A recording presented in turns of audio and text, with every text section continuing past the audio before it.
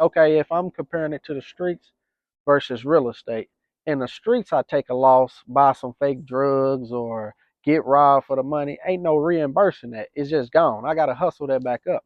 In real estate, if I lose because a contractor then did some bogus shit, then rigged some shit up, I gotta pay somebody else to come behind him. So I just paid twice.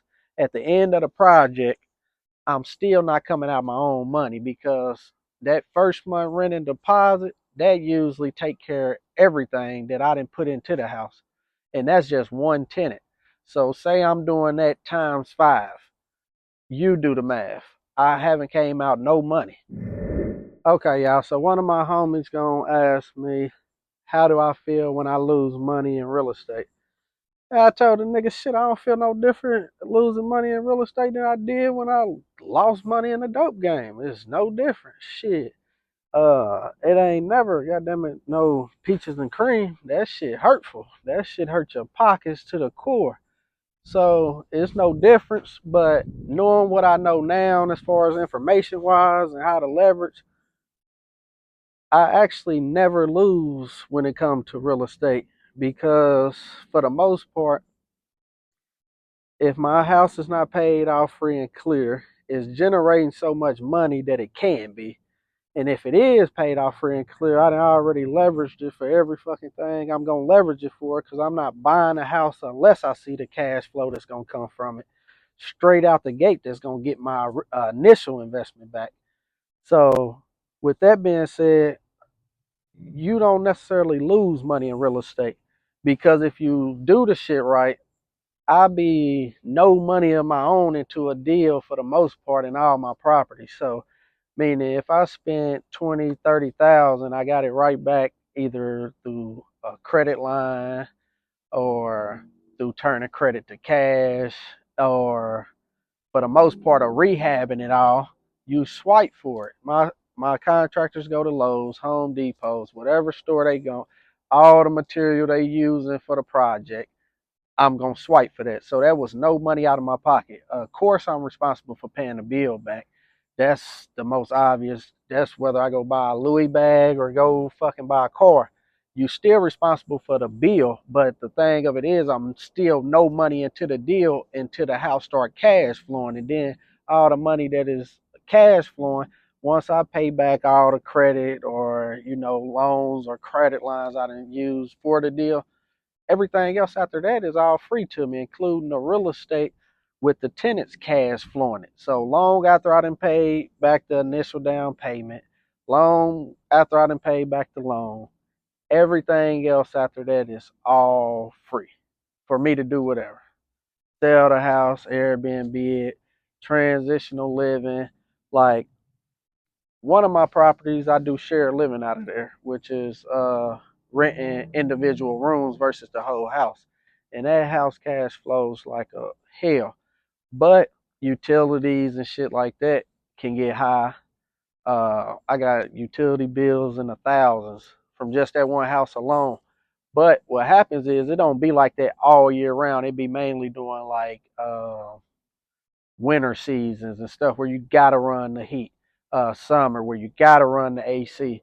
So you gotta expect to pay something like that, but at the end of the day, I'm still not paying that bill out of my pocket because whether I swipe my credit card for it, send in a cashier's check, money order, whatever the case may be of how I pay my bill, the tenants is still reimbursing me back plus whatever's profit left after the mortgage is paid, the utilities is paid, taxes, insurance, all that's included in the mortgage. Uh, Pretty much good to go. Everything else is straight cash flow. So back to the original question of how I feel losing money in real estate versus in the streets or whatever you want to compare it to is really no comparison. I don't lose money now.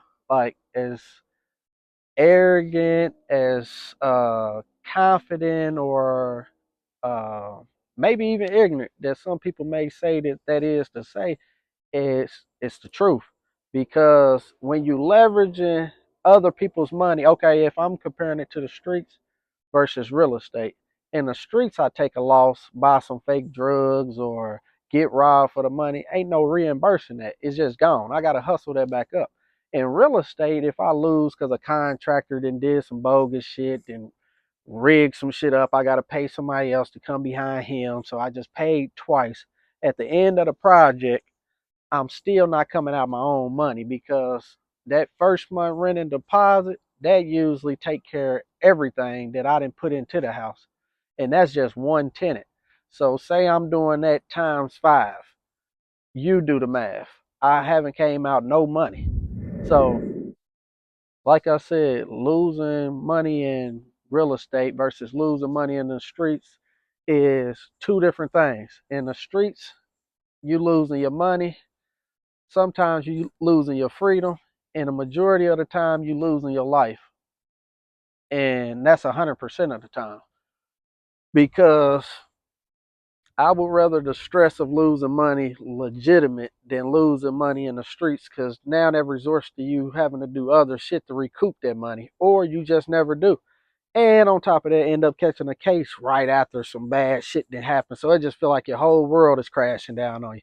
So I didn't experience them all. That's why losing money, it don't phase me not one bit. Cause like I said, long as I ain't gotta lose my freedom behind it, I'm good to go. I can hustle the money back up. That's no problem. I done took a many a losses in my days and haven't had a problem with any of them.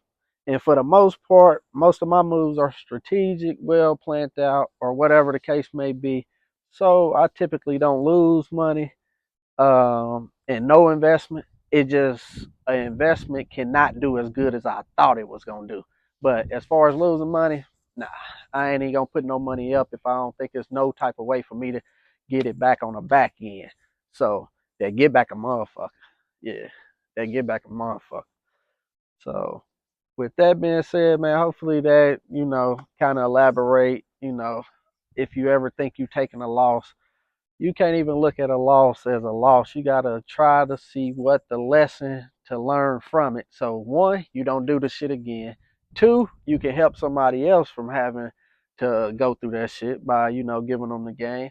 Or three, you can charge like hell because that's a good service. You paying for experience I went through so you don't have to go through it.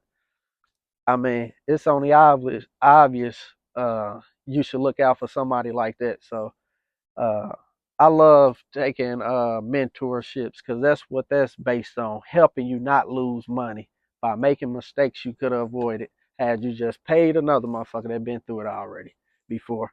But that's the cheat sheet. Most people miss it, and that's why it always end up to costly losses that you gotta, dwell on and lose your mind over and question yourself what you do wrong, how it could have been better. You can skip all that shit by taking on a mentor from somebody who done been there, who's where you trying to be, or going places that you trying to go. That's the cheat sheet. So you don't take losses. And then you'll be able to confidently say what I just said probably 5 minutes into this video, that I don't take losses. So that's the cheat sheet for you.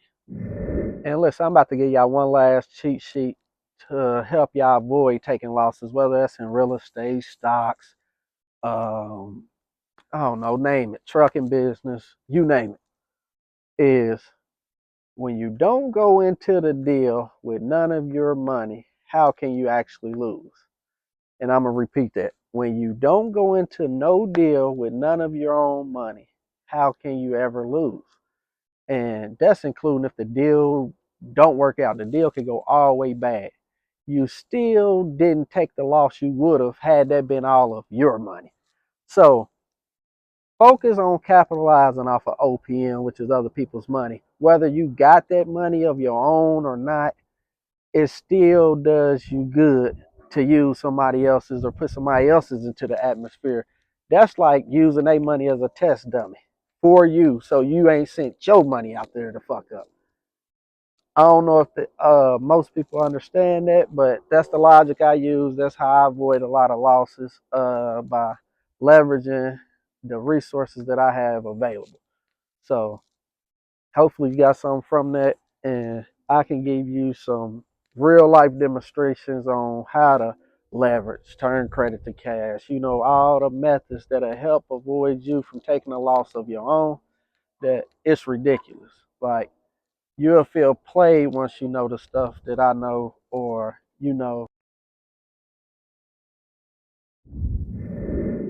once I got to realizing dude was cutthroat, meaning he wasn't trying to show me different houses that I was trying to go see, whether they was in the hood, the trenches, the ghetto, whatever you want to call it. He wasn't trying to see none of them. So, because he got in his mind, he only going to see houses in the suburbs, whatever. He think I'm about to spend the whole 200,000. So, like, man, ain't nobody mess with dude. I see what he on, whatever. I peeped it. I said, yeah, this shit cutthroat for real. I get my next realtor. I tell her I'm paying cash. I don't even tell her nothing about the pre-approval, just so she don't even start suggesting no houses in $150,000 range.